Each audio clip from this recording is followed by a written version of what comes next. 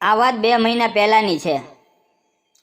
હું મારા રૂમમાં બેઠા બેઠા ટીવી જોઈ રહ્યો હતો ત્યારે મારા કાકી મારા રૂમની અંદર ચા લઈને આવ્યા। આજે મારા કાકીએ ગુલાબી રંગની સાડી પહેરી હતી અને તેની અંદર તે ખૂબ જ સુંદર લાગી રહ્યા હતા। મેં કાકીને કહ્યું, શું વાત છે કાકી, આજે તો તમે ખૂબ જ સુંદર લાગો છો।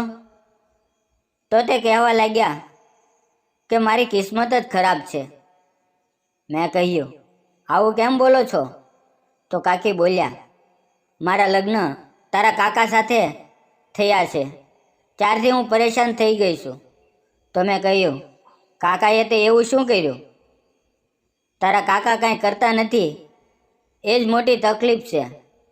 હવે તું જ બતાવ, તારા કાકા મને સુખ નહીં આપી શકે તો મારું મન તો ગમે ત્યાં સુખ ગોતવાની મહેનત તો કરશે ને। મેં કાકીને કહ્યું, પણ જ્યારે મારા કાકાને આ વાતની ખબર પડશે તો તે ગુસ્સે નહીં થાય? તો તે કહેવા લાગ્યા, મેં તેને સાફ સાફ કહી દીધું છે, જો તમે મને આનંદ નહીં આપી શકો તો હું જેની સાથે આનંદ આવે તેની સાથે આનંદ કરીશ। આમ તો કાકી મને ખૂબ જ સારા લાગી રહ્યા હતા અને ઘણા દિવસથી હું પણ તેની સાથે આનંદ કરવા માટે ઈચ્છા હતી। મારા કાકી બોલ્યા, હવે તું જ કહે, મારા લગ્નને 2 વર્ષ થઈ ગયા પરંતુ હજુ સુધી મને મા બનવાનું સુખ નથી મળ્યું। મારી સાથે મારી સહેલીના લગ્ન થયા હતા, આજે તેને 2 વર્ષનો એક બાબો છે। તારા કાકા ઉપરથી મને વિશ્વાસ ઉઠી ગયો છે, તે મને મા બનવાનું સપનું પૂરું નહીં કરાવી શકે। હું વિચારતો હતો કે આજે કાકી શું કહી રહ્યા છે, તે કેવી વાતો કરી રહ્યા છે। તે વાત કરતાં કરતાં મારા નજીક આવી ગયા। હું તેને ધ્યાનથી સાંભળી રહ્યો હતો। મેં કહ્યું, કાકી, તમે મારા કાકાનો કોઈ સારા ડૉક્ટર પાસે ઈલાજ કરાવો। તો કાકી બોલ્યા, તને વિશ્વાસ નહીં આવે, લગભગ 2 લાખની દવા અમે લઈ લીધી છે પરંતુ કોઈ ફાયદો થયો નથી। કાકી મને કાંઈ બીજું કહેવાનો ઈશારો કરી રહી હતી પરંતુ તે વાતને આમથી તેમ ફેરવી રહી હતી। મને સાફ સાફ કહી શકતા નહોતા પરંતુ હું તેની વાતને સમજી ગયો હતો કે તે શું કહેવા માંગે છે। બહારથી મારા કાકાનો અવાજ આવ્યો અને તે બહાર જતી રહી। હું તૈયાર થઈને બહાર આવ્યો। મારા કાકી કિચનની અંદર ખાવાનું બનાવી રહ્યા હતા। તેણે મને એક નજરે જોયો। મેં ઈશારો કરીને પૂછ્યું, શું થયું? તો તેણે ફક્ત નાની એવી સ્માઇલ આપી અને પોતાનો ચહેરો ઝુકાવી દીધો। હું મારા એક દોસ્તના ઘરે પાર્ટીમાં જઈ રહ્યો હતો। તેણે તેની બહેન મા બનવાની હતી એટલે એક નાની એવી પાર્ટી રાખી હતી। મેં મારા મિત્ર સાથે ખૂબ જ મોજ મસ્તી કરી અને ઘરે પાછો આવ્યો ત્યારે રાતના 10 વાગી ગયા। ઘરે આવ્યો ત્યારે ઘરે કોઈ નહોતું કારણ કે મારા ફઈની તબિયત અચાનક ખરાબ થઈ ગઈ એટલા માટે ઘરના બધા લોકો તેના ઘરે ગયા હતા। ઘરે ફક્ત મારા કાકી હતા। કાકીએ કહ્યું, ચાલ હું જમવાનું આપું છું, જલ્દી જલ્દી ખાઈ લે અને સૂઈ જા। મેં કહ્યું, કાકી, હું જમીને આવ્યો છું।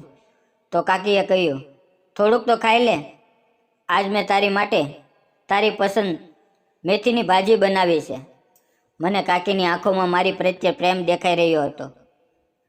તે મોઢેથી કાંઈ બોલી શકતા નહોતા પરંતુ તેની આંખ સાફ બતાવી રહી હતી।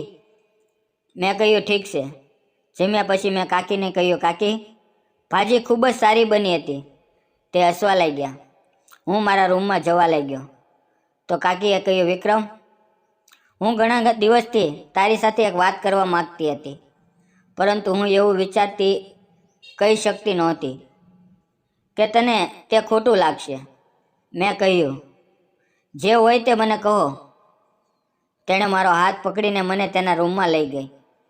મને બેડ ઉપર બેસાડીને તેણે દરવાજો બંધ કરી દીધો। મને અંદરથી ખૂબ જ આનંદ થઈ રહ્યો હતો। હું વિચારી રહ્યો હતો કે આજે તો મારું સપનું પૂરું થશે। ત્યારે મારા કાકી મારી આગળ હાથ જોડીને કહેવા લાગ્યા, વિક્રમ, તું મને એક બચ્ચું આપી દે, હું તારો આ ઉપકાર ક્યારેય નહીં ભૂલું। હું ઊભો થઈ ગયો। મેં કહ્યું, કાકી, તમે શું કહી રહ્યા છો? તો તે કહેવા લાગ્યા, હું સાચું કહું છું. હું ઘરના અને પાડોશીમાં રહેતા લોકોના કડવા વાક્યો સાંભળીને ખૂબ જ પરેશાન થઈ ગઈ છું. તારા કાકા કંઈ કામના નથી અને તું મારી છેલ્લી ઉમ્મીદ છે. મેં કાકીને આશ્વાસન આપીને ચૂપ કરાવ્યા. કાકી, તમે ફિકર ન કરો, હું તમારા માટે કંઈક કરીશ. અને હું મારા રૂમમાં જઈને સૂઈ ગયો. સવારે વહેલા મારા મિત્રનો ફોન આવ્યો.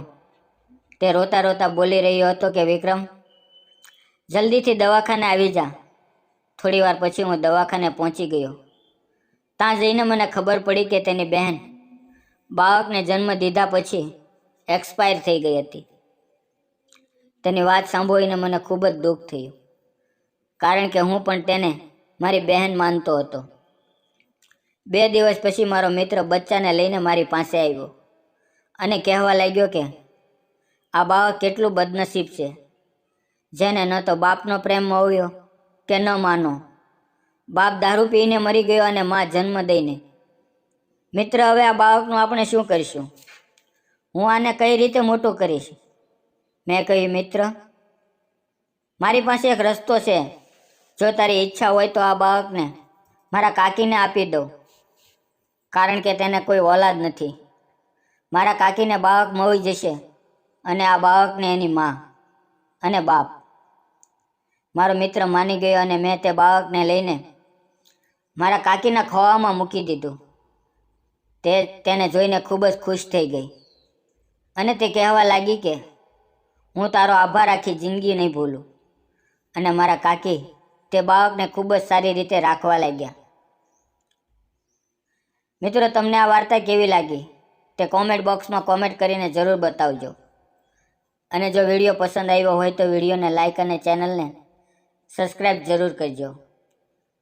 વિડીયો પૂરેપૂરો જોવા બદલ આપ સૌનો ખૂબ ખૂબ ધન્યવાદ.